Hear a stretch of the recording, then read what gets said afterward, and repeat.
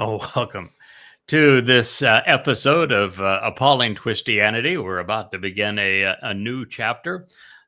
Still have, the same Wookiee, although I thought Wookiee was going to be a little more attentive here since we have Kara is running beneath the desk. And, Kara has a tendency to bite Wookiee's ears. So anyway, we'll begin just Rich, you and I. We'll let the dogs run free as they will. For those who are following along, I hope that you had an entertaining evening. And if not, maybe sometime today, give a listen to our first ever vlog on a blog.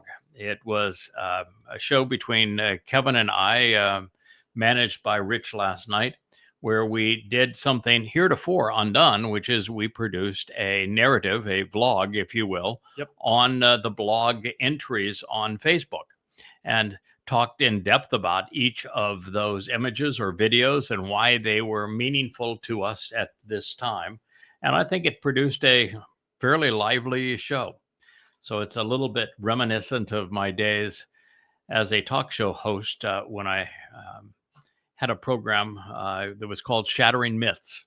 And we would talk about items in the news. And this is even a more current version of that, updated for the world of social media. Oh, it went well. Yeah, so, I think it was fun. Kevin's quick, so he's good at this. So yeah, I'm looking forward to more of those shows. Yeah, Kevin was a really excellent co-host in that program. All right, so we're starting a new chapter in Appalling Twistianity. We have examined the 89th Mizmor in previous programs, because the 89th Mizmor is the death knell for Christianity. It's not just the Torah. It's the realization that in Christianity, everything that Yahweh acclaimed of his beloved son, the actual Messiah, the former and returning king, the chosen one, it's all David. And all Christianity did is rip that off and create a myth and counterfeit based upon stealing what belongs to the most important person who ever lived. So now that we have completely rejected Christianity based upon what God had to say, now we're going to have the chance to reject Christianity based upon what Paul had to say. And should somebody be saying, wait a minute, that's unfair, Christianity is based upon Jesus Christ? No, it's not. I mean, the fact is, no, it's not. The first 14 books that were written to be part of the Christian New Testament were all written by Paul. All of them. There was not a single gospel, not a single book written by anybody else in the Christian religion prior to 52 CE, which is when Paul wrote the letter to the Galatians.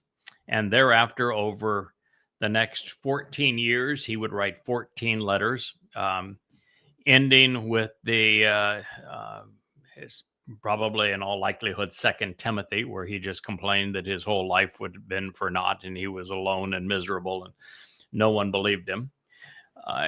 And it wouldn't be for another decade after that two of his pals, two men that really served as his propagandist and one his faith healer, Mark and Luke, wrote non-eyewitness accounts based upon the mythology that Paul had portrayed in his letters. And they created a gospel, and the gospel term actually comes from Paul himself. He's the one that conceived it. And they came up with a gospel of Paul, and Mark and Luke essentially copied Mark. And the books of Matthew and John wouldn't appear for another 2 generations, some 60 years removed, 3 generations all total removed from the facts, and written by people who we have no clue who they were. And they certainly were not eyewitnesses. Not at that late date. So Christianity is Paul's conception entirely. And this is how the author of the letter to the Galatians began his what became world-altering treatise. And he started, which is sort of interesting, in that he is the one who made up the name Jesus Christ. Nobody named Jesus Christ existed, and actually the name that he used was Iusu Christou. He began by making up his own name, changed his own name, then boldly announcing, lying, Paulos. Paulos, which is of Latin origin, it means lowly and little. But that's not the reason he chose it. He chose it because Paulos sounded very similar to Apollo, which in the Greco-Roman world at the time was God. So he chose